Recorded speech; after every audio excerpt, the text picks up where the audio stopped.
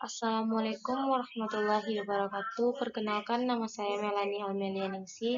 Saya berasal dari kelas 2A, NIM 20121161. Di video kali ini saya akan mempresentasikan tentang anatomi fisiologi sistem kardiovaskular. Yang pertama yaitu kita akan bahas anatomi fisiologis jantung. Ukuran jantung manusia kurang lebih sebesar kepalan tangan anak kecil.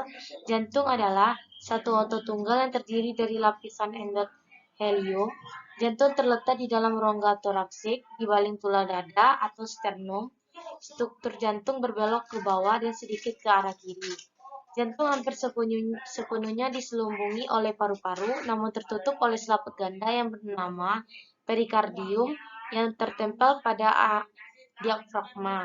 Lapisan pertama menempel sangat erat kepada jantung, sedangkan lapisan luarnya lebih longgar dan berair. Untuk menghindari gesekan antara organ dalam tubuh yang terjadi karena gerakan memompa konstan jantung. Jantung dijaga di tempat oleh pembuluh darah yang meliputi daerah jantung yang merata atau datar, seperti di dasar dan di samping. Dua garis pembelahan terbentuk dari otot pada lapisan luar jantung menunjukkan di mana dinding pemisah di antara sebelah kiri dan kanan serambi, atrium, dan bilik ventrikel. Anatomi jantung dapat dibagi dalam dua kategori, yaitu anatomi luar dan anatomi dalam. Anatomi luar atrium dipisahkan dari ventrikel oleh sulcus coronarius yang mengelilingi jantung. Pada sulcus ini berjalan arteri koroner kanan dan arteri sirkumfleks. Setelah dipercabangkan dari aorta, bagian luar kedua ventrikel dipisahkan oleh sulcus interventrikuler anterior di sebelah depan yang ditempati oleh arteri descendens anterior kiri dan sulcus interventricularis posterior di sebelah belakang yang dilewati oleh arteri descendens posterior. Perikardium adalah jaringan ikat tebal yang membungkus jantung. Perikardium terdiri dari dua lapisan, yaitu perikardium visceral epikardium dan perikardium parietal. Anatomi dalam jantung terdiri dari 4 ruang, yaitu atrium kanan dan kiri, serta ventrikel kanan dan kiri dipisahkan oleh septum. Pada bagian anterior superior atrium kanan terdapat lekuk ruang dan kantung berbentuk daun telinga disebut auricle. Ventrikel kanan letak ruang ini paling depan di dalam rongga dada, yaitu tepat di bawah manubrium sterni. Letak atrium kiri adalah di posterior superior ari ruang jantung lain, sehingga pada foto sinar tembus dada tidak tampak. Ventrikel kiri berbentuk lonjong seperti telur, di mana bagian ujungnya mengarahkan ke anterior inferior kiri menjadi aspek corner disc. Bagian dasar ventrikel tersebut adalah annulus mitral. Katup jantung terdiri atas 4, yang pertama yaitu katup trikuspid. Katup trikuspid ini berada di antara atrium kanan dan ventrikel kiri. Yang kedua yaitu katup pulmonas. Setelah katup trikuspid tertutup, darah akan mengalir dari ventrikel kanan melalui truncus pulmonalis. Selanjutnya yang ketiga yaitu katup bikuspid. Katup bikuspid atau katup mitral mengatur aliran darah dari atrium kiri menuju ventrikel kiri. Yang keempat yaitu katup aorta. Katup aorta ini terbagi atas 3, yaitu katup dan katup yang terdapat pada pangkal aorta. Katup ini akan membuka pada fase ventrikel kiri berkontraksi sehingga darah dapat mengalir ke seluruh tubuh. Jantung dipersarafi oleh sistem saraf otonom, yaitu saraf simpatis dan parasimpatis. Serabut saraf simpatis mempersarafi daerah atrium dan ventrikel termasuk pembuluh darah koroner. Persarafan simpatis eferen preganglionik berasal dari medula spinalis torokal atas, yaitu torokal 3-6 sebelum mencapai jantung akan melalui plexus cardialis, kemudian berakhir pada gagangan ion cervicalis superior, medial, atau inferior. Perdarahan jantung berasal dari aorta melalui dua pembuluh darah koroner utama, yaitu arteri koroner kanan dan kiri. Kedua arteri ini keluar dari sinus valsalva aorta. Aliran balik dari otot jantung dan sekitarnya melalui vena koroner yang berjalan berdampingan dengan arteri koroner akan masuk ke dalam atrium kanan melalui sinus coronarius. Pembuluh limfe pada jantung terdiri dari 3 kelompok plexus, yaitu subendokardial, miokardial, dan subepikardial. Selanjutnya, fisiologi jantung. Dinding jantung terdiri dari 3 lapisan, yaitu endokardium, miokardium, dan epikardium. Yang pertama, endokardium merupakan bagian dalam dari atrium dan ventrikel. Yang kedua, miokardium terdiri dari otot polos. Miokardium pada ventrikel kiri lebih tebal dibandingkan pada ventrikel kanan. Yang ketiga yaitu epikardium terdiri dari 3 lapisan, yaitu perikardium, visceral, dan lapisan subepikardial dan perikal parietal. Selanjutnya, sistem peredaran darah jantung. Yang pertama yaitu peredaran darah besar. Peredaran darah besar adalah peredaran darah yang mengalirkan darah yang kaya oksigen dari bilik ventrikel kiri jantung lalu diedarkan ke seluruh jaringan tubuh. Yang kedua yaitu peredaran darah kecil. Peredaran darah kecil merupakan peredaran darah dari bilik kanan jantung menuju paru-paru dan akhirnya kembali lagi ke jantung pada serambi kiri. Yang ketiga yaitu sirkulasi jantung. Sirkulasi darah di tubuh ada 2, yaitu sirkulasi paru dan sirkulasi sistemik.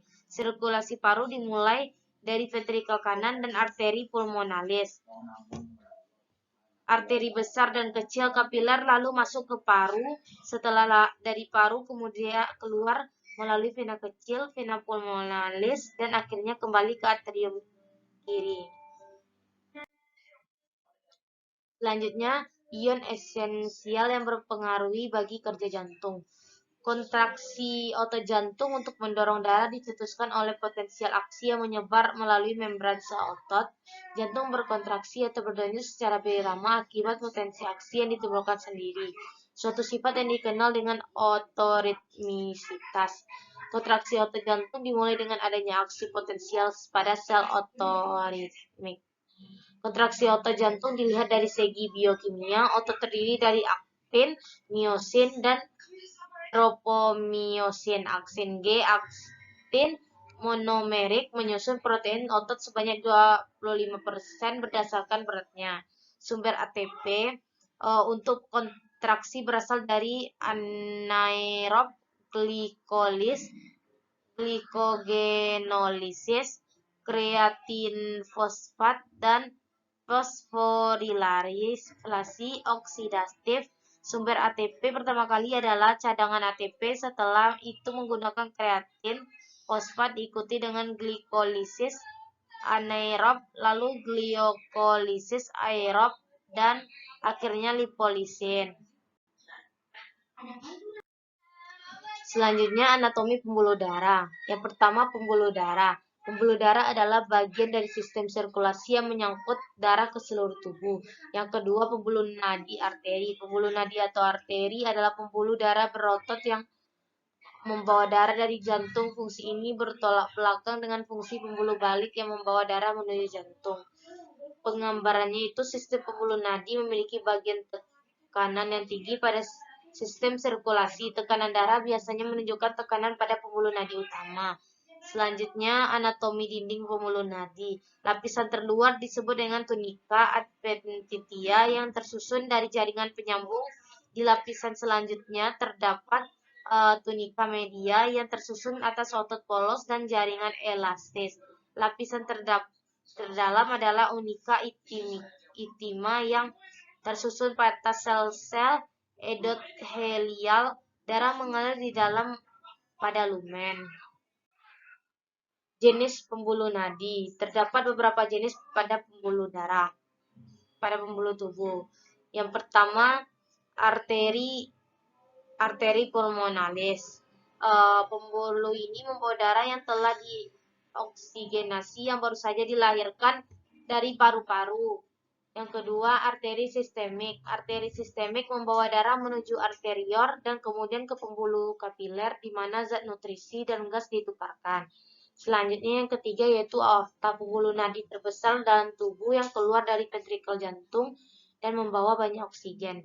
Yang keempat yaitu arterior. Arterior adalah pembuluh nadi terkecil yang berhubungan dengan pembuluh kapiler. Selanjutnya tiga, pembuluh balik atau vena. Pembuluh balik atau vena adalah pembuluh yang membawa darah menuju jantung. Darahnya banyak mengandung karbon dioksida. Selanjutnya yang keempat adalah pembuluh kapiler. Pembuluh kapiler adalah pembuluh yang menghubungkan cabang-cabang pembuluh nadi dan cabang pembuluh balik yang terkecil dengan sel-sel tubuh. Selanjutnya tekanan darah sistol dan diastol.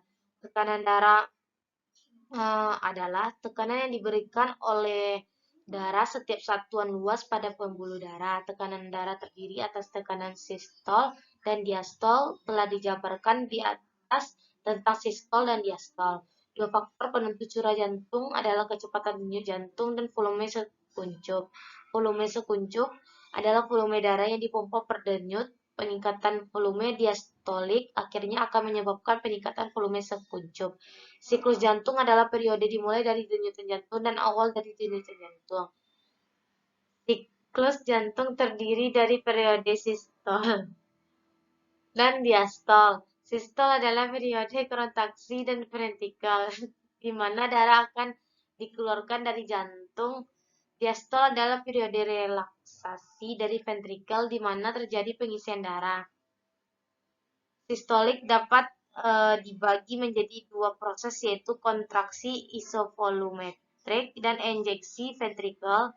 Pada kontraksi isovolumetrik, kontraksi sudah dimulai tetapi katup-katup telah tertutup. Pada injeksi ventrikel, tekanan dalam ventrikel lebih tinggi dibandingkan dengan tekanan pada aorta dan pulmoner, sehingga katup aorta dan katup pulmoner terbuka dan akhirnya darah akan dipompa ke seluruh tubuh.